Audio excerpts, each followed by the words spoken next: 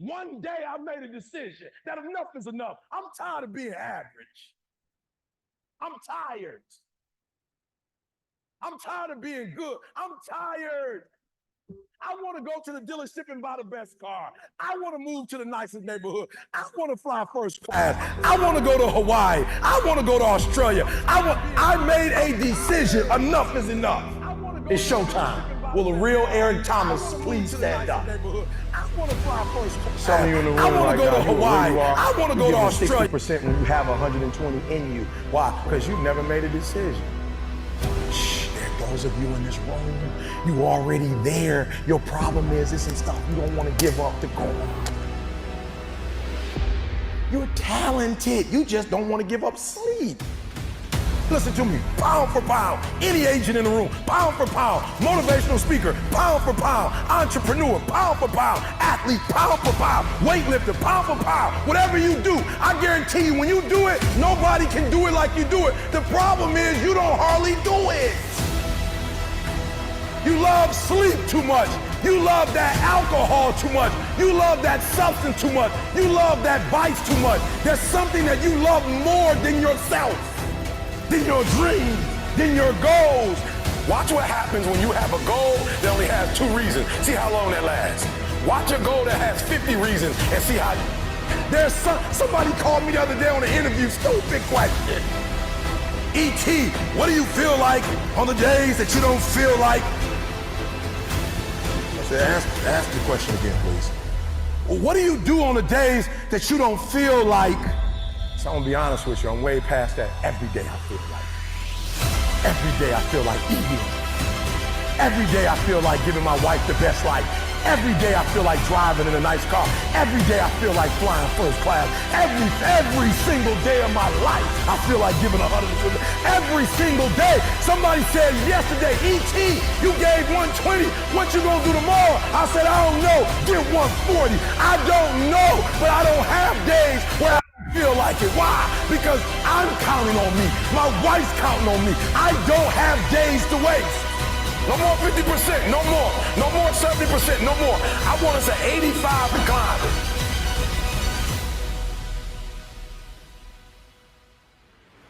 I want you at 85 and climbing. If you're at 80, I want you at 90, and I mean moving rapidly. It's not rocket science. And the universe is not responding to you correctly because your body language sucks. Your spirit sucks. It's defeated. I need you to give me that 120. I need you to give me that everything you do. I need you to start giving me that 120 in everything you do. Bring it all together. Bring all the energy, all the passion, bring it all together and dominate. Live your life like you're the hero in your movie. And right now, pretend you're in the part of the movie that starts and it shows you as a loser. If I gotta fight to get you in the gym, that's a problem. I'm just saying, for real, some of you broke and you still entertained. I'm talking about those of you who are complaining about your job. You ain't got no money and you sitting here complaining about, but then you watching all the TV programs. I'm never gonna feel like doing the things that are tough or difficult or uncertain or scary or new, so I need to stop waiting until I feel like it. We all have a habit of hesitating. The idea isn't gonna execute itself. And the book isn't gonna write itself, and the weights out in the gym, they're not gonna move themselves. You have to do it, and you have to do it now.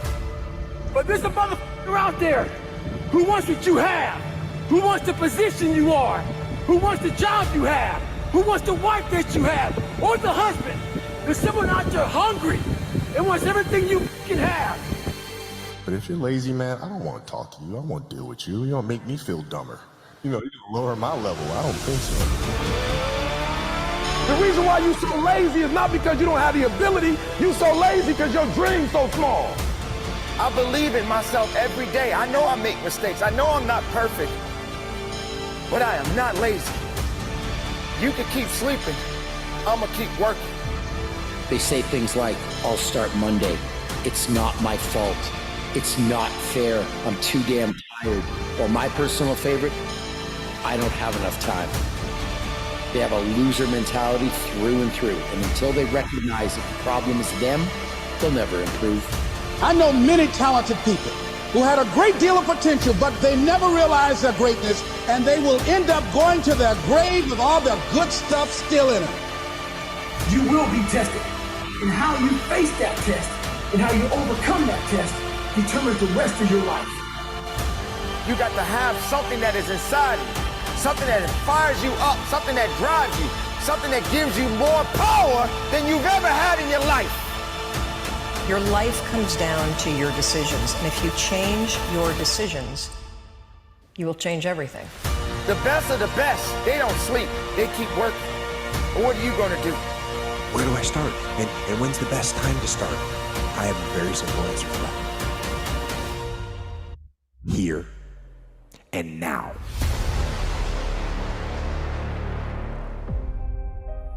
What the relentless system does, it's a mindset. Before you have an exceptional skill set, okay, you have to have the right mindset.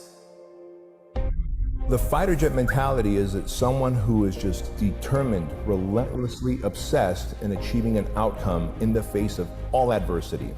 I've always had this relentless mentality, and if you say I can't do something, if I fail, if I, mess up, it just motivates me even more. I just become even more hungry. You've got to start with that belief in your mind. I've got this. I can do this. I can conquer this. They're relentless, they're unstoppable. I didn't want to have to say, I wish I would have done more. You got to put yourself in that cage. I switched my mind to something else. I switched my mode into something else. It's go time. But the difference between me and most people is you might be sweeter than me. You might be bigger than me. You might grind. Listen to me, I don't know. You might have money. I don't know where you come from, but you will not outwork me. But when I'm in that cage, bro, don't touch me. Don't talk to me. All in, emotionally and executionally, in theory and strategy and in execution. If you want something, you have got to be relentless. When you're sitting there, you're trying to sell your product, you're making phone calls, you're giving a lecture, whatever it may be, you're driving a bus, you're a doctor, whatever it may be, the stronger your mindset is, the greater your skill set is going to be. Make a declaration to yourself. Declare all out war. It doesn't matter about what happens to you. What matters is, what are you going to do about it? They start their school on Monday morning watching me. They ain't got a daddy. Their daddy in jail. They don't have a brother. Their brother's in jail. They all I got. You don't understand. My son's at Michigan State, and I pay for it cash. My daughter wants to go to Harvard. You don't get it. My sister just had a baby, and she ain't making no money. A game. All I got is an A game. I ain't got a B game. I ain't got a C game. When I finish, people are relying on me. Some of y'all, when you get on the field, you forgot what it was like when you was hustling in high school playing ball, when you were in college hustling to get to this point. If you want something, you've got to be relentless. You've got to decide, I deserve this, and I'm going to have it. And you go all out to get it.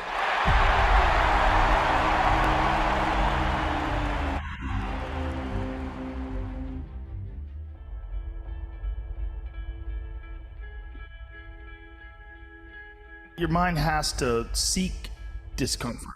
It has to seek these difficult tasks. You have to enjoy it. And you have to figure out a way to make your mind enjoy those things. And some people it comes easy, and some people it doesn't. Some people it takes a long time. Give me 1 second. I'm trying I always to tell figure people out the why best thing you could ever do is force yourself to camera escape. difficulty. Just write it down.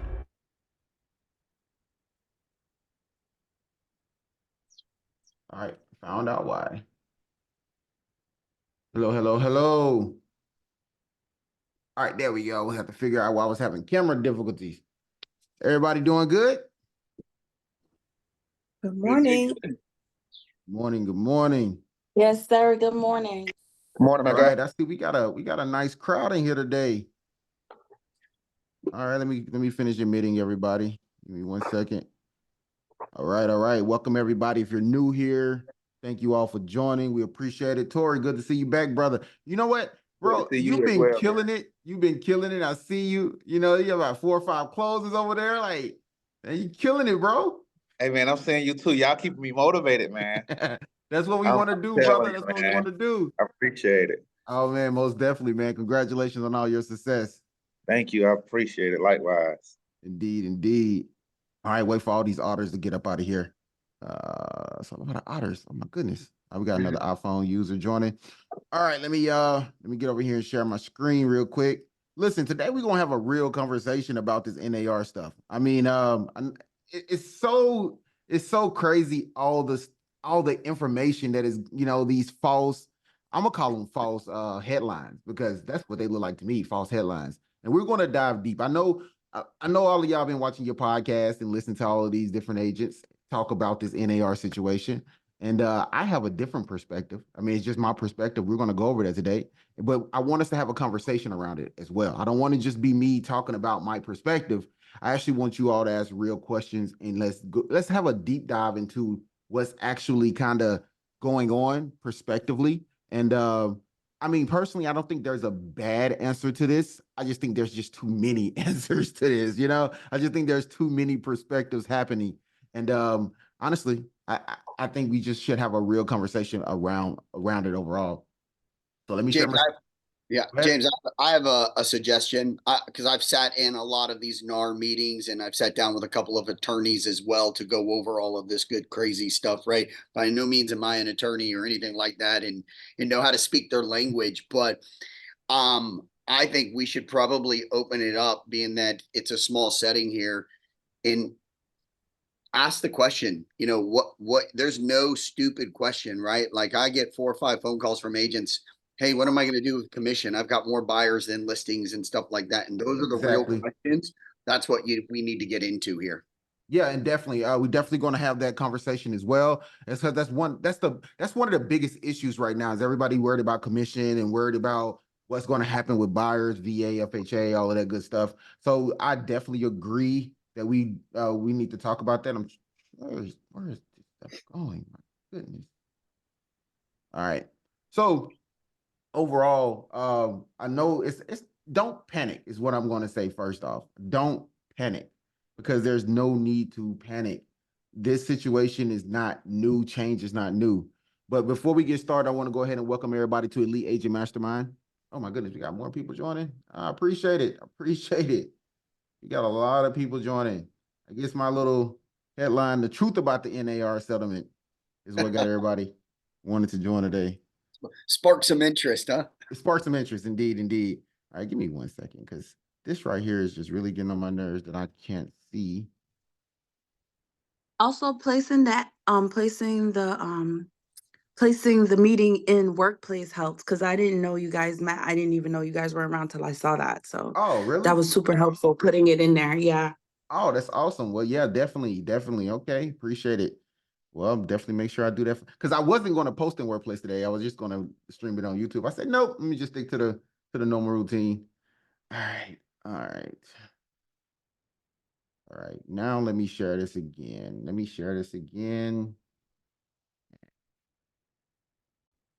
Awesome. All right, can everybody see my screen? Everybody can see the screen? Yay, nay? Yes. Oh, awesome. All right, again, welcome back to Elite Agent Mastermind. I'm James Fortune. First thing about us, I'm gonna go ahead and point out, the goal here is we want to elevate leaders and inspire them to have transformational excellence. How many people find that this could be very useful right now, due to the fact that we have to do a lot of transformations, or what we assume that we have to do a lot of transformation right now, and we have to inspire others to stay in the game. Now, we don't have to inspire people who are just panicking and thinking, oh, well, this is over for me. My business is ruined. I need to quit real estate because I'm not going to make any money. Listen, by all means, I'm not begging you to stay. The less, the better. The more money, the more opportunities for me and my team. I mean, if you feel like this is the end of real estate as you know it, then by all means, again, like I always say, exit left.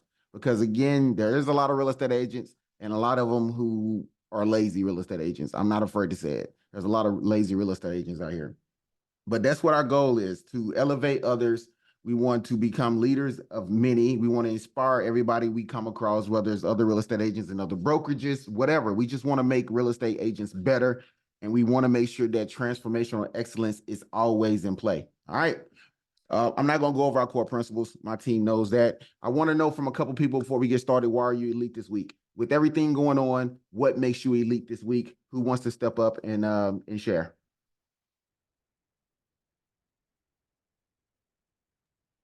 Come on, there's a lot going on, guys. Got a lot of good stuff going on. Who want to step A lot up? of good stuff. Nobody? Can you hear me? Yep, I can hear you. All right. I am elite this week because I have nurtured some clients, and I got one. I got two actually.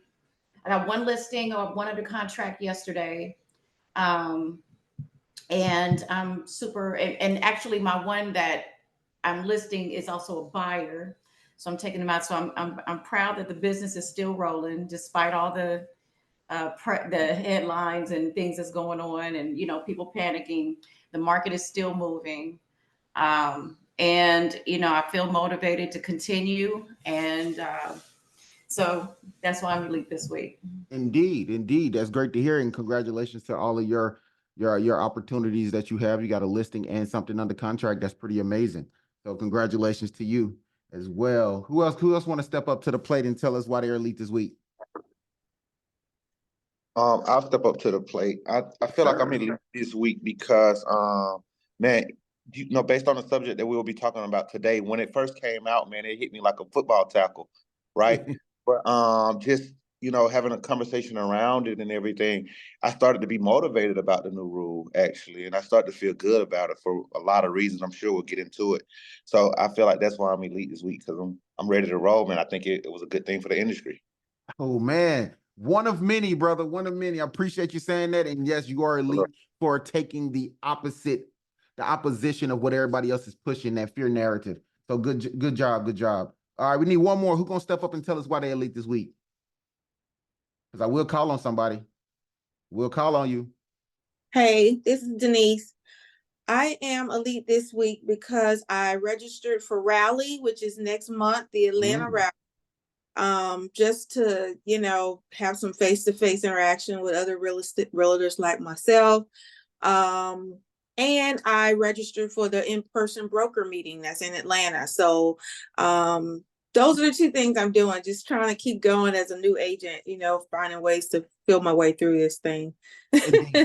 Indeed. And congratulations on that, because those rallies are really dope. I've only been to one myself, but it's a great way to get in front of everybody that's an agent at EXP and just kind of meet and greet and just talk to people and and definitely just start to build your network of agents that you can potentially work with. So congratulations on that, Denise. Thank you. One person I am going to point out, actually two people I really want to point out else is Solange, who I don't know why don't want to tell us why she's elite this week when she had a closing yesterday. Like, come on, Solange, where's the love? Come on, everybody, give her Solange a round of applause for that closing. She worked that deal for about 8 months before it actually panned out, and that's super dope that she stuck with it. She also got another house under contract. We also have Lisa, who has a couple of houses under contract as well. And again, Bernadette, she got a couple. Like, the spring market is killing it. The spring market is hot, y'all. I don't care what nobody else is talking about, but this spring market is hot. And speaking of that, what I am going to say right now, this is pretty amazing numbers. The goal that I set for the team is 22 million in volume. It's only March, and right now we're sitting at a total volume of 3.587 million in volume for just 2024. That's freaking amazing. That's freaking amazing. Right now, under contract volume, most of that is right now is 3,067,000. And we have an average gross of 107,000 in gross commission. In 3 months.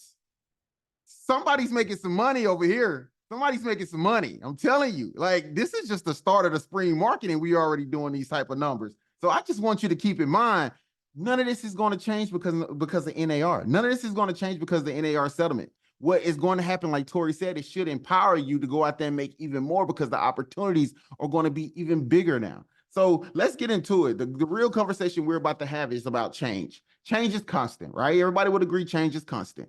What isn't constant is adaptation. Adaptation is a choice. Some of us would not choose to adapt because we're so comfortable being in the old.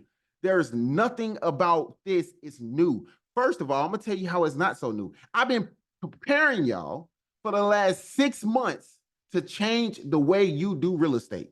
We've talked about presenting yourself, creating your pitch, understanding your niche. All of that has now come down to you have to do this now. I've been trying to prepare everybody on these masterminds that a big change was coming. I didn't know what change was coming. I just knew real estate was not going to continue to operate the way it was.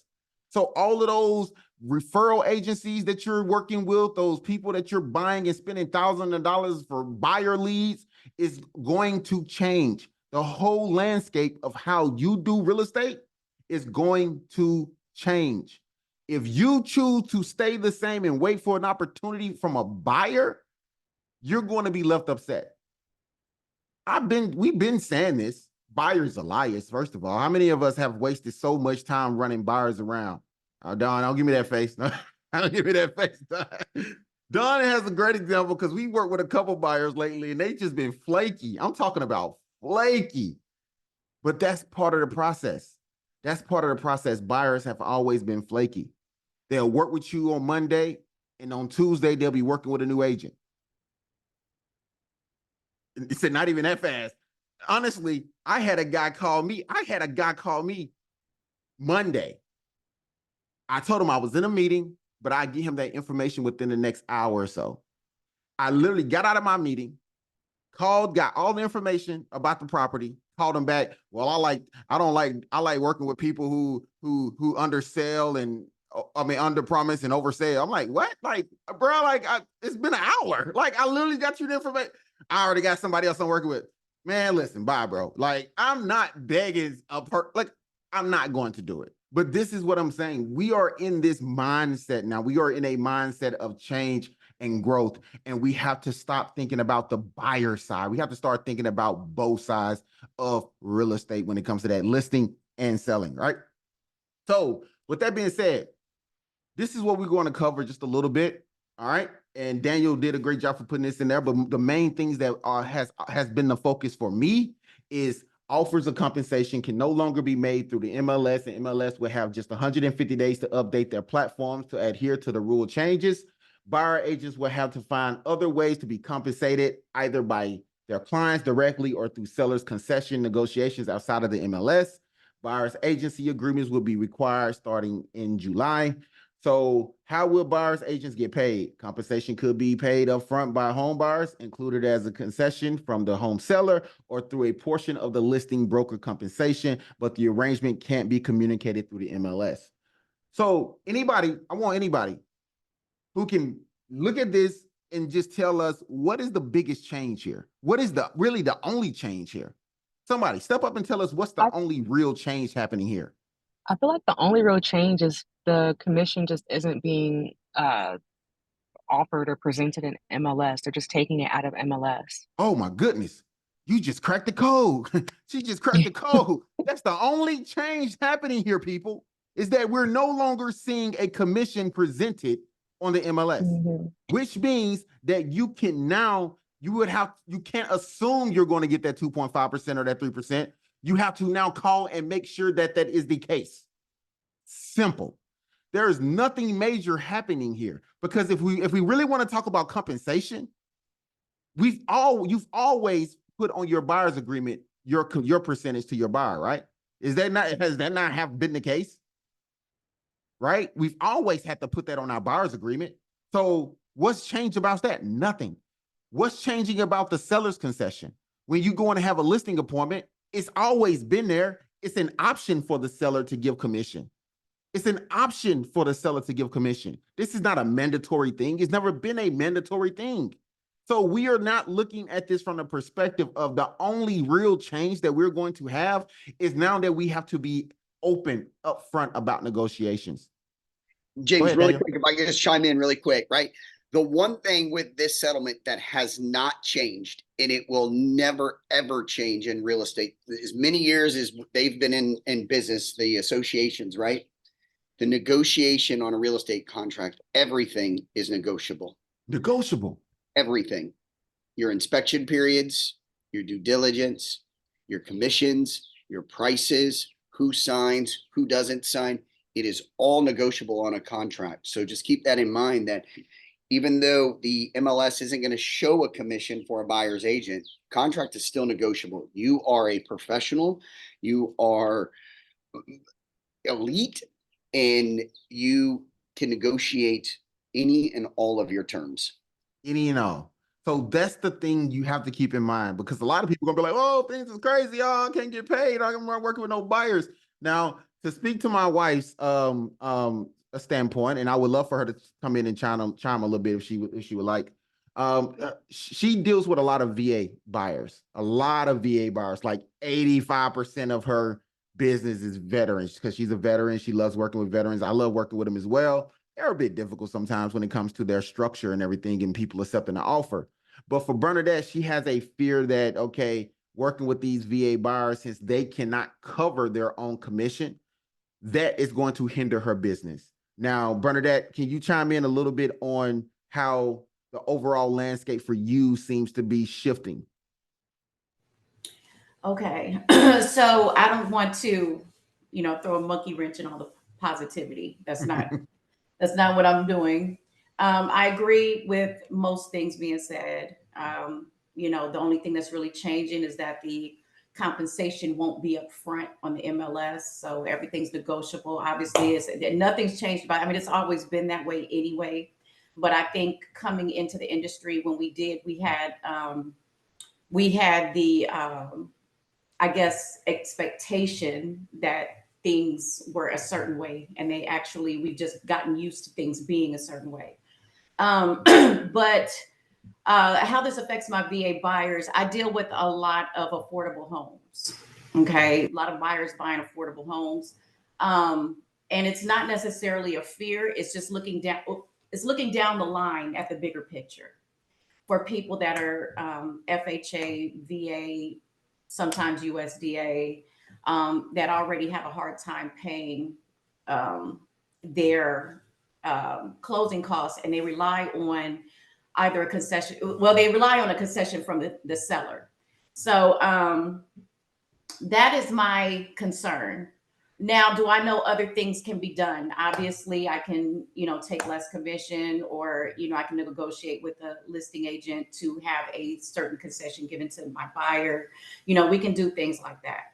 But down the line, my concern was that corporations, because you have to understand, during the pandemic, a lot of corporate owners and corporate investors bought up a lot of properties. All right. So I think it's, according to Redfin, 80% of the market is regular people buying homes, with 20%, something like that, in that area. And these are rough numbers, are corporate owned. So my concern is that with affordable housing, corporate investors probably will be, buying up more of the market share of affordable homes, because they can afford to pay cash and things like that. And they can afford to pay commission. And so over time, real estate will become, especially in that price range, more corporate owned, right? And so real estate agents will be competing with bigger names, your Mark Spain, your Open Door, and things of that nature. Also, with bigger name agents, they can choose to use dual agency, obviously. So, people might be more trusting of bigger names and go towards the bigger names for, homes. That was my concern. Over time, of course, this is not something that's going to happen overnight. We're not going to see this. These changes don't even take effect until July. But my concern is, by 2005, you'll start seeing a shift. So that was my concern. All right. So, and again, she has a valid concern. Because if the bigger corporations like those Mark Spains and those Open Doors and Offer Pads can offer these 2% commissions or waive their commission, because at the end of the day, they have the money to pay whoever, whatever agent is calling to make these calls to these buyers, or to just pick up and answer the phone. And these real estate agents who can make these offers are just pretty much customer service representatives. Yeah, I mean, that is very, very much so the case. So I do agree that you have a valid case and it could be somewhere down the line. But my thing is, overall, I don't think 90% of sellers are waking up looking at the NAR news. That's not the, I don't think that's the case. I think this is big for agents. This is big for real estate people. Me personally, this is just my perspective. I think in 2 to 3 weeks, this is not even going to be a conversation. Like, you're not going to be like, you won't hear about this until July. Once those rules get implemented, and then who's going to be talking about those rules being implemented? Agents. This is not, you're not going to go to a seller who's getting divorced and the first thing is on their mind is, hey, I'm not going to pay the buyer's agent. That's not the first thing on their mind. Their first thing on their mind is, I need to get this house sold because I need to get away from my husband or my wife. I'm ready to get a damn divorce, get the house sold. Like, this is not a major concern to most sellers in the market at this moment. I think it's something that's going to start being a bigger conversation over time. But right now, I think it's going to be a slow rollout for these sellers to be like. Let me ask you a question. Yes, Let me go ask you ahead. a question. What do you think? Why, I should say, why do you think there's so many tiny home communities popping up? I mean, that's a different conversation, but there's tiny home communities popping up because inflation, period. And also people aren't having as many kids. They're not even trying to go out and get married these days like they were at one point. So the nuclear family is not huge. It's mostly single people moving into these houses for affordability. And you got to realize a lot of people are so concerned about the green energy that they don't want a house. Like, what's the purpose of a person living in a 2,000 square foot house and it's just them and their dog? Like, what's the purpose? Like, of course they like something small. My prediction is that we're going to have a surge of renters. That's my I mean, these tiny houses are still being sold. I mean, yeah. I mean, they're being sold, but I'm saying what's happening is affordable homes are getting smaller and smaller. Okay. No, that's true. No, that's then on top of that, people might apt to rent, versus buy because they can't afford it. That's all I'm saying. No. You're totally right. I mean, that is something to be worried about. Again, depending on what our policies determine in the future. Like, if we get a different president in there and they say, well, we want to do this and do that, things can change. Biden want to give $400 a month to people so they can afford a house. I mean, there's so many different things that's going to affect our economy. We can't truly predict what that rental structure is going to look like right now. But back to what we were currently talking about, I don't see a huge change. But one thing I want to ask everybody here, what's a buyer's agent? Somebody step up and tell me what's the buyer agent right now. Like, tell me what's the buyer agent.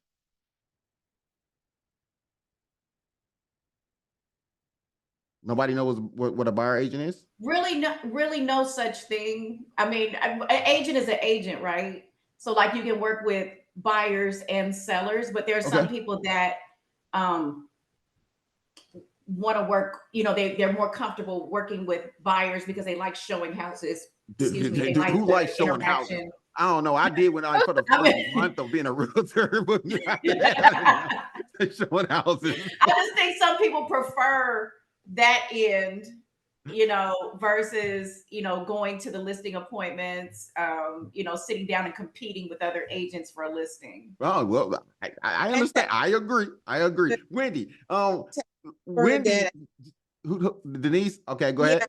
To add to Bernadette, I think the buyer's agent is that agent who is in the agency relationship with a person to look out for their best interest in a, home buying situation. Whereas on the other side, the seller is the seller's agent is basically trying to get the best deal for the seller, right?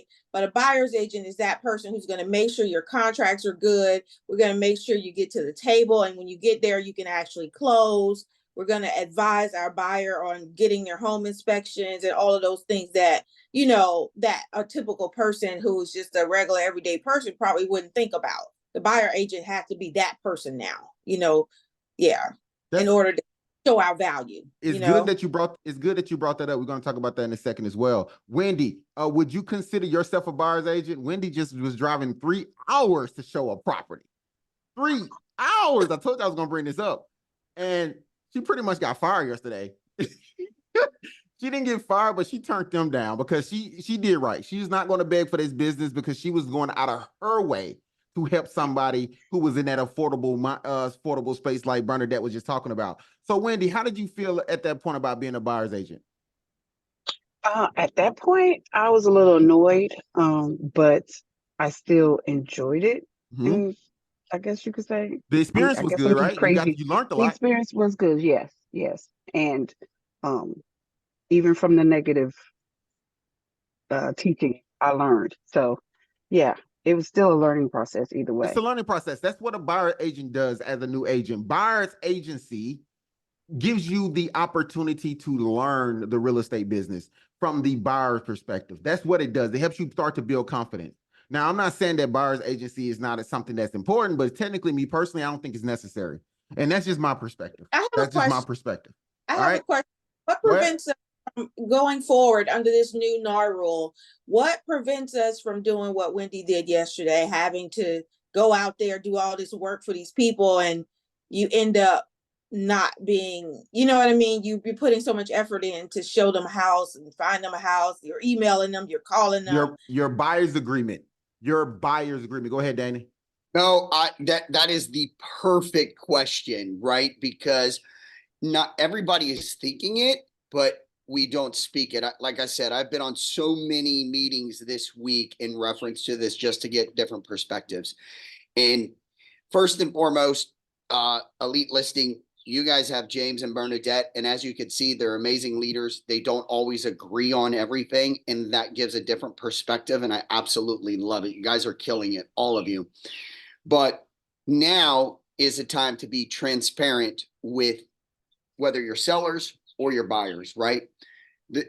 We now are in the real estate market right now where you should be fully qualifying your buyers. Nobody, in my opinion, should be taking out a buyer after July 1st if you haven't spoken to the mortgage company and know that your buyers have the money in the bank.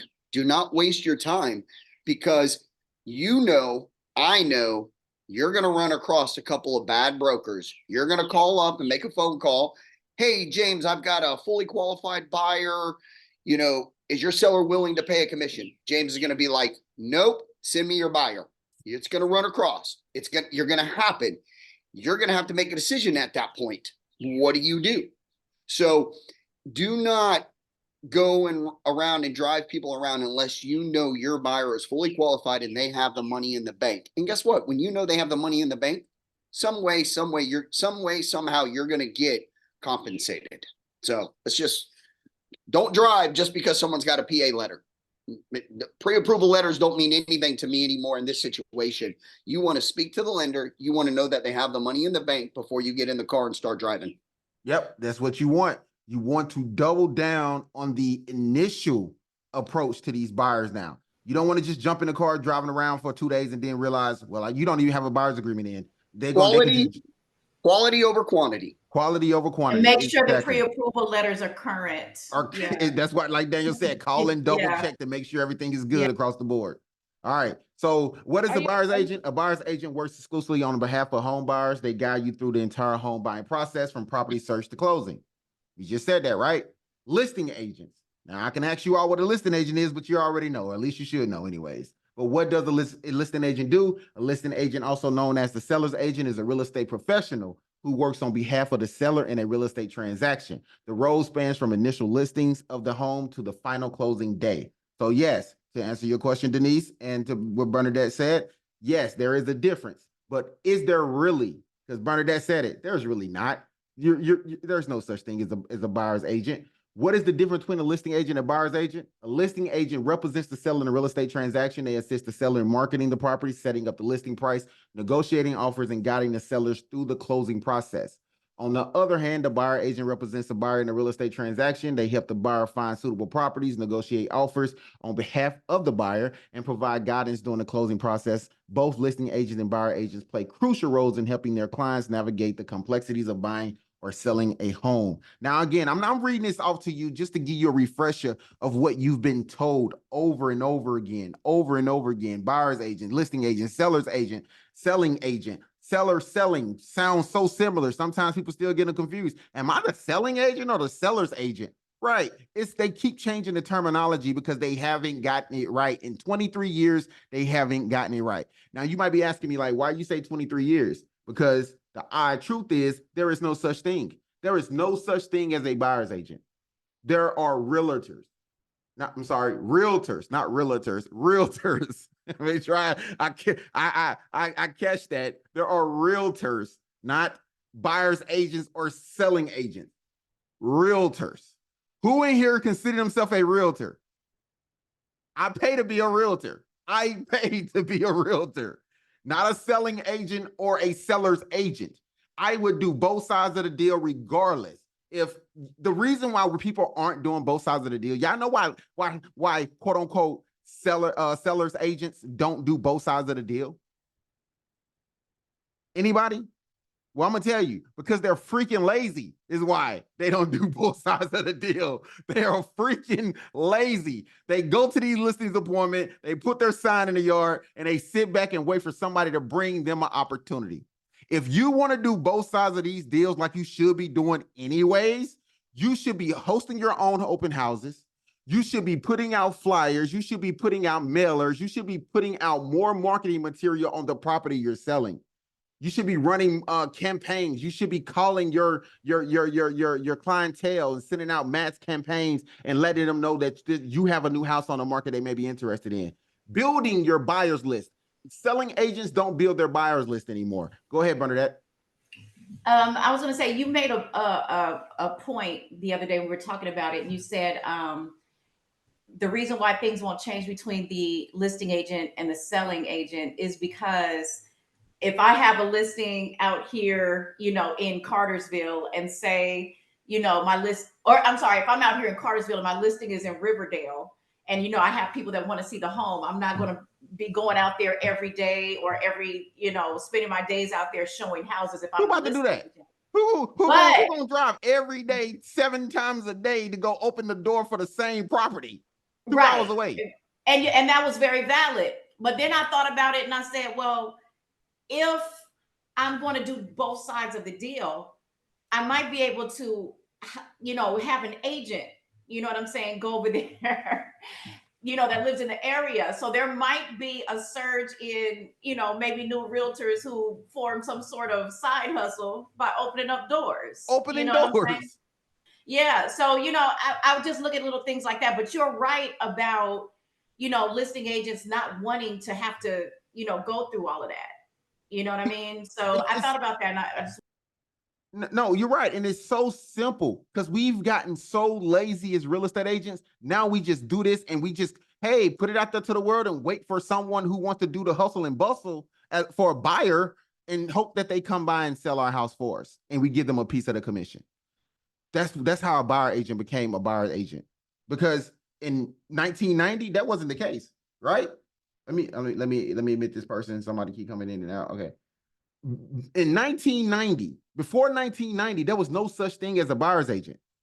Did anybody know that? I know we haven't been in real estate that long, but did anybody know prior to 1990, there was no such thing as a buyer's agent?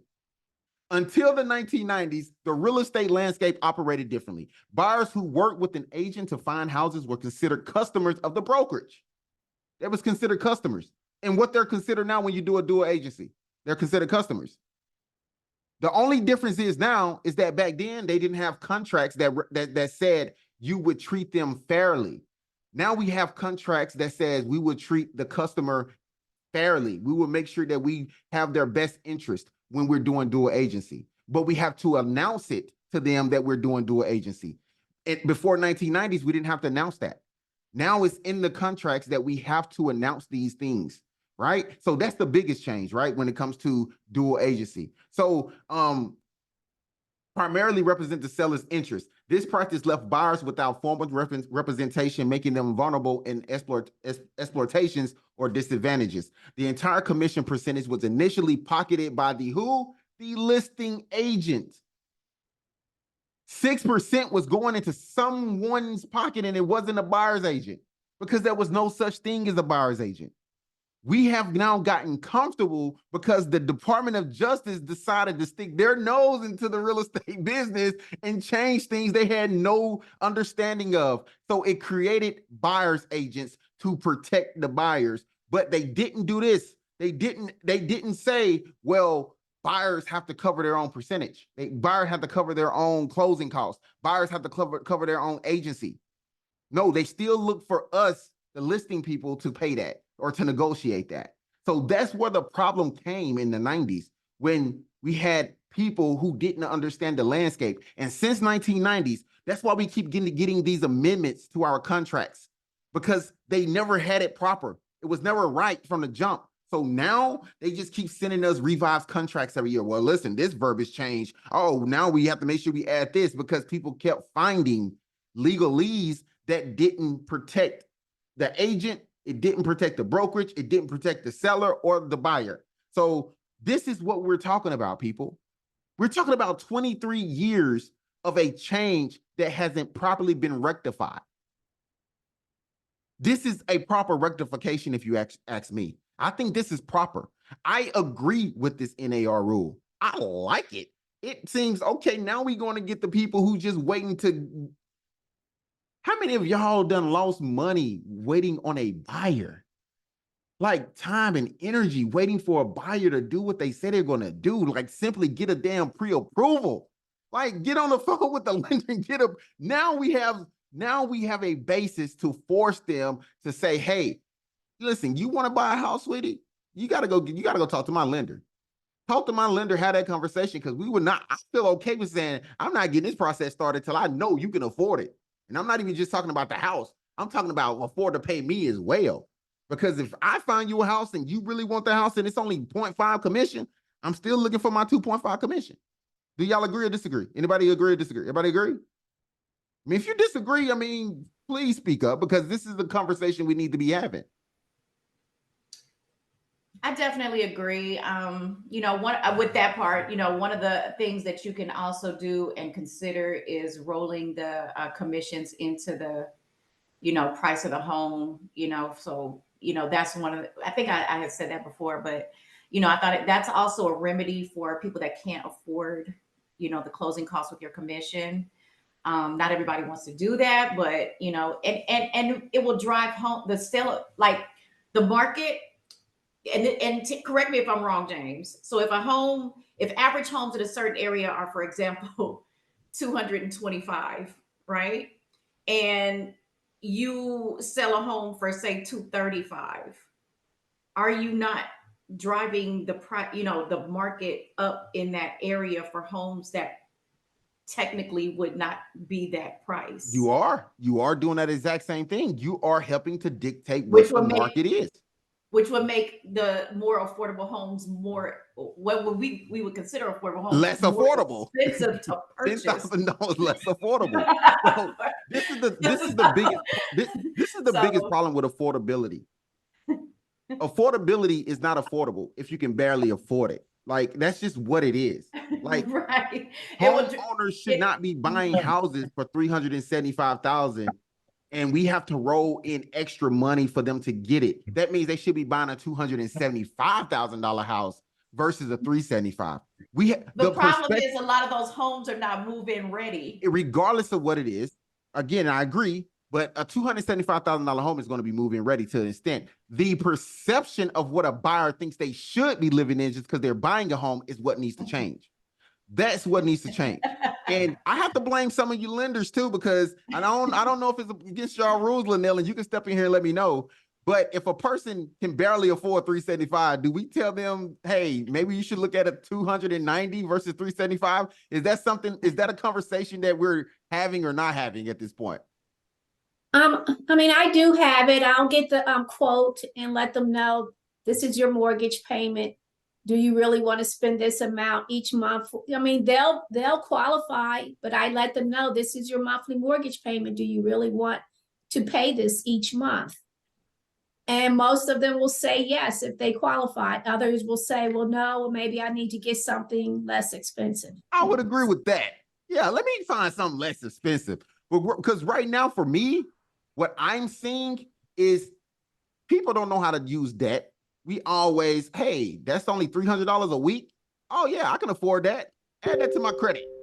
We've been doing it, and I think the conversation of money management is something that needs to be had with when somebody's buying a house, like with those first-time home buyers courses. But overall, the question is, before someone sells their home they are living in, they decide to do what as well. So let's go with Solance. Solance, if you decided to sell your house right now, what other question are you asking? What else do you have to do? Look for another home. Look for another home. You got to buy too, right? So you're a seller's agent, listing agent. If you go to a listing and then they say, hey, I want to sell my house, guess what else they're thinking about doing? Buying one. So you're never just a buyer's agent or a listing agent, unless that person was living in another state, and then you still going to do what?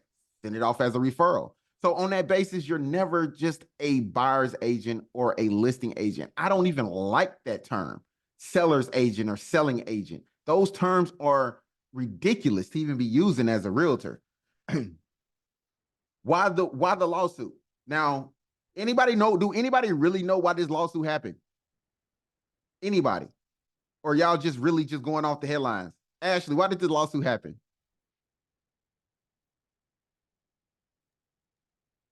I don't really know, honestly. It's probably was mad that they were paying the buyer's agency, I guess. I don't know. Nobody knows why this lawsuit happened. Okay, Kame, no. Y'all are just going off the results. Y'all don't understand the implementation of what happened. Nobody. I understand there was a lawsuit, but I don't know what it was about specifically. Okay, Lisa. I mean, I've read a couple of articles, but okay, Wendy, to really like deep dive in there, I still didn't quite understand why the reason for it. Okay, Miss Riviera, do you know why this lawsuit happened? Lindsay, anybody know why this lawsuit happened? Lisa, nobody. Okay, well, listen, that's fine. That is fine.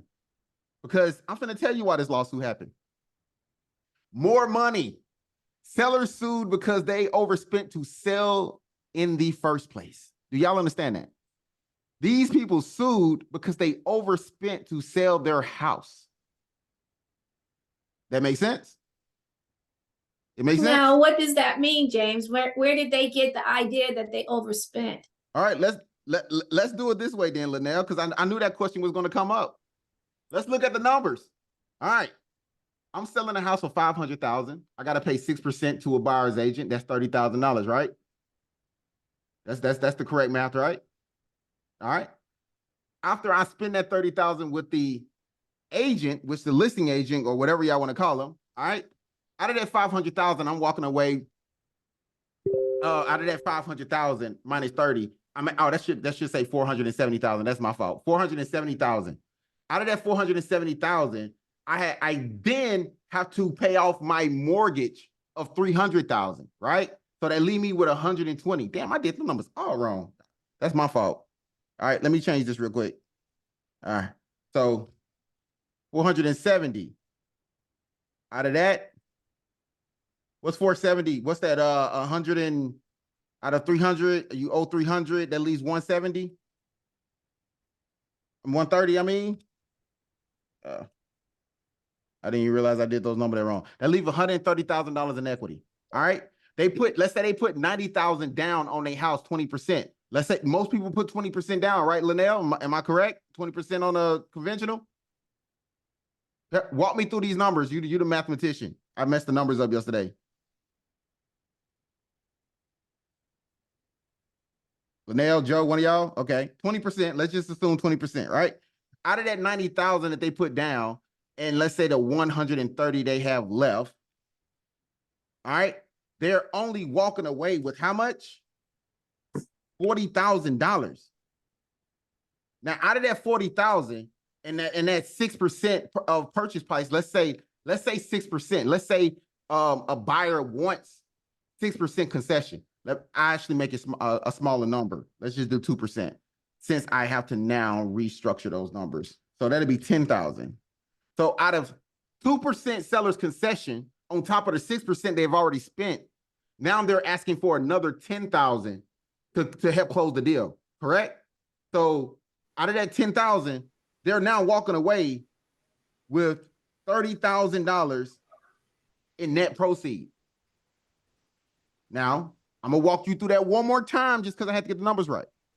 I sell my house for 500,000. 6% of that is 30,000.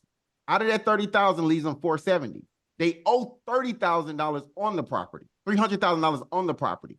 So out of that 300,000, they're left with 130,000 in equity, right? Now let's remove the 90,000 that they put into the house originally, because that was their money regardless. The 90,000 is already there. They putting that to the side.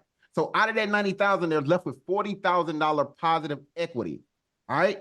Out of that $40,000, the buyer still wants 2% seller's concession, maybe even 6%, which takes another 10,000 out of their pocket. Out of that 10,000 leaves them 30,000. All right. And then we got to talk about capital gains. So out of that 30,000, they still got to spend $3,700 more dollars on capital gains. Capital gains. So they're walking away with how much money did they actually make?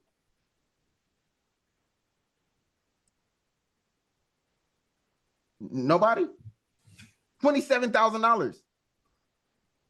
I got to change this. They walked away with $27,000. My other numbers look better for the seller. This is what they walk away with after taxes.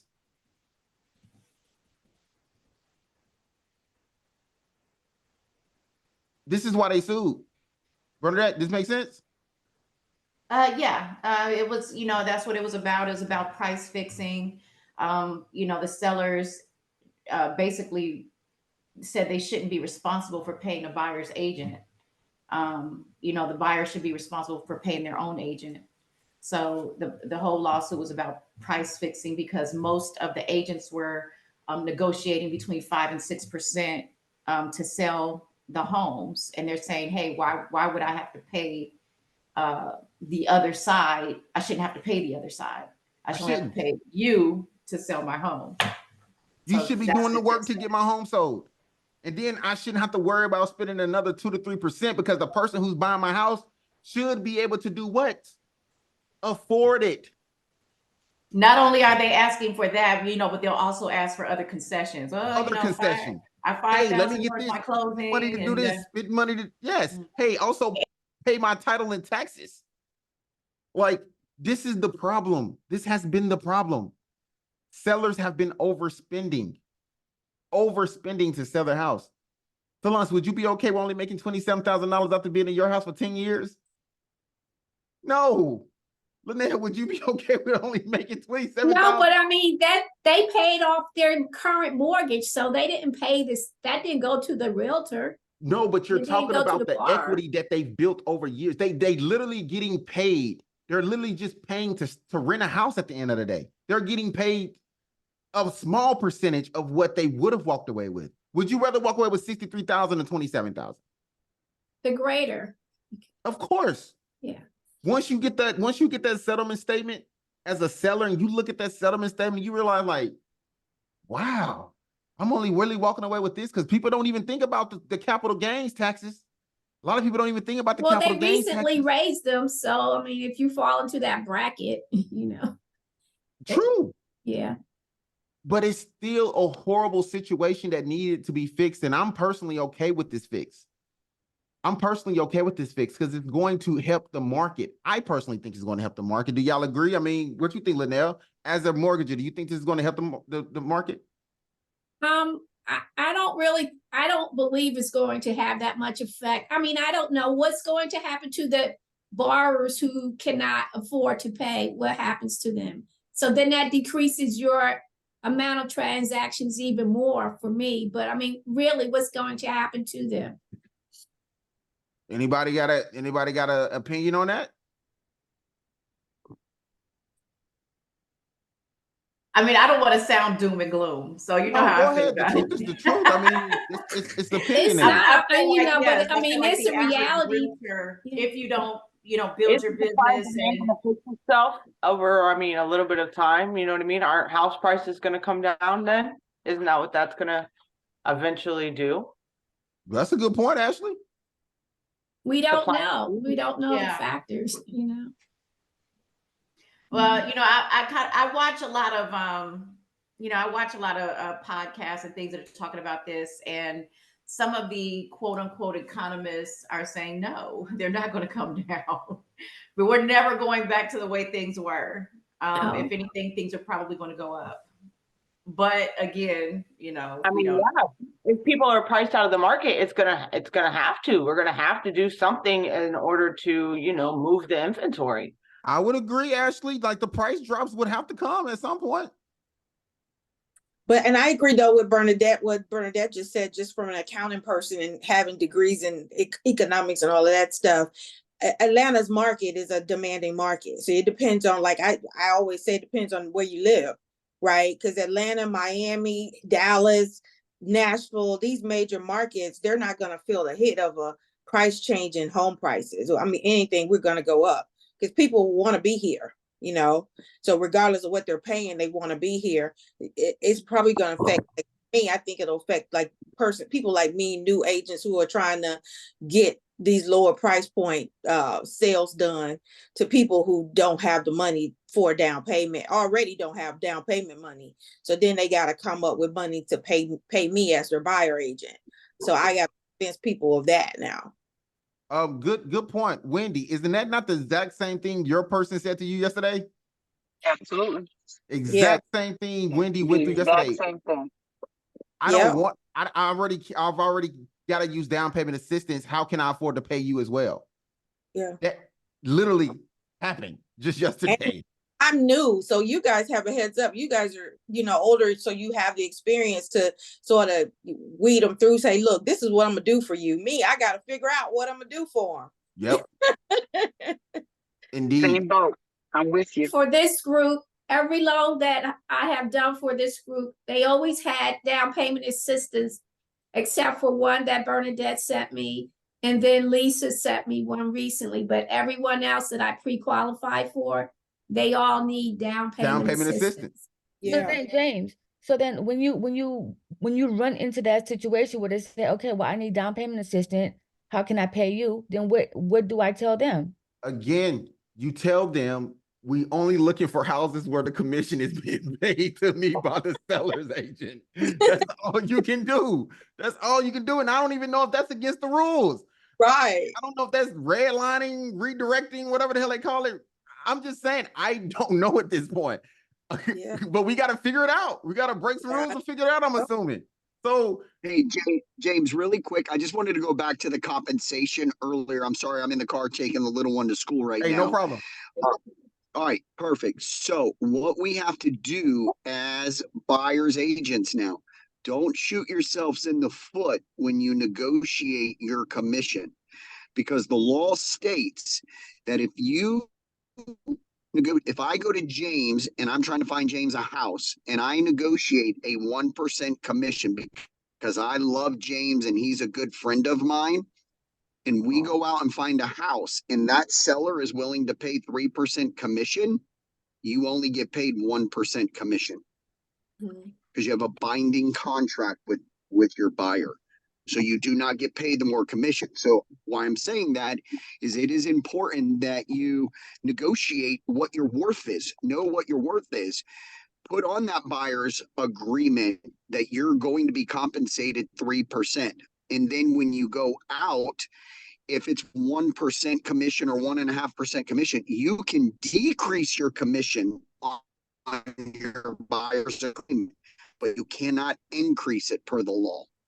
Facts. So there you go, Solance. If you dealing with someone, get their pre-approval, find out their financial situation before you send that buyer's agreement, so you know what to put on that buyer's agreement. Okay, so that's what I was gonna ask. Okay, so then when I get a buyer, whatever, they're pre-approved. So I call the lender and I say, okay, do they have that money? Yeah, they're good. They're solid. Okay. So now I give them a buyer's agreement. On my buyer's agreement, I'm putting 3%. Make sure you ask the lender, can they afford to pay you 3% on top of the price as well? Make sure you asking that question because it's a possibility they may have to cover their own commission.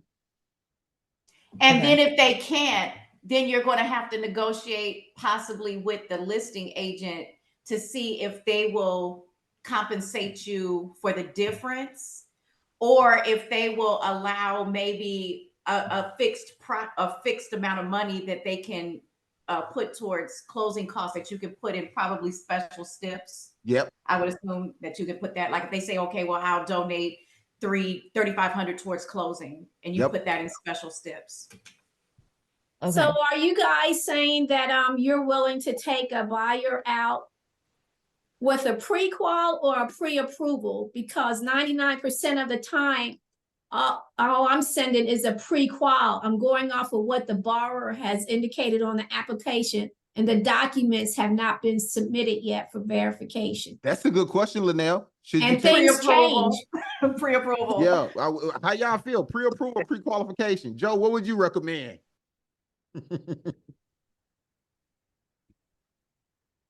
Joe got it. Joe's muted. What y'all thinking?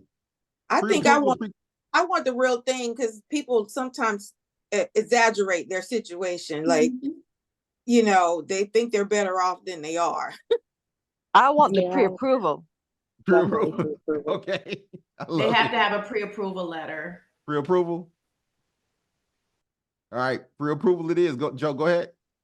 Yeah, no, I agree. Even the most qualified people don't always tell you the whole story. Right. So getting the documents helps alleviate any surprises for sure.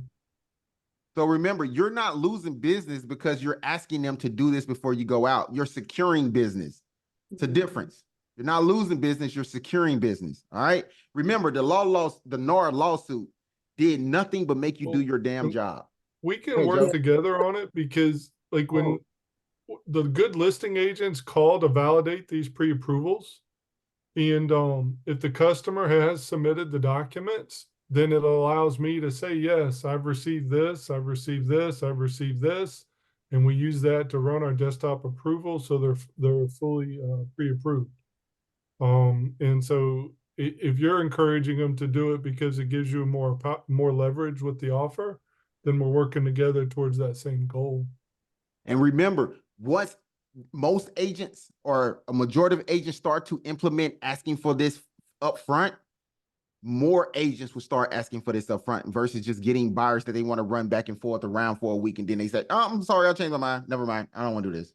But again, the NAR lawsuit did nothing but make you do your damn job. Meaning, no matter what side of the fence you're on, you have to do your job, especially these listing agents. Sell your own houses. Make more money. That's the big picture. List more properties, make more money, and become a buyer's agent when your seller sells. And then even if they be like, hey, I just paid you 6% on selling my house. Well, listen, I'll help you find your house for a flat fee of $2,000 because you're saving them money. You know, you're saving them. You've already made money off them selling it and helping them buy. You're helping them save even more money. They'll respect you more, right? So with that being said, yeah, other than that, anybody have any questions? And remember, the reason you will win this season is simply because you didn't show up to try. The reason you would not win this season is because you simply didn't show up to try.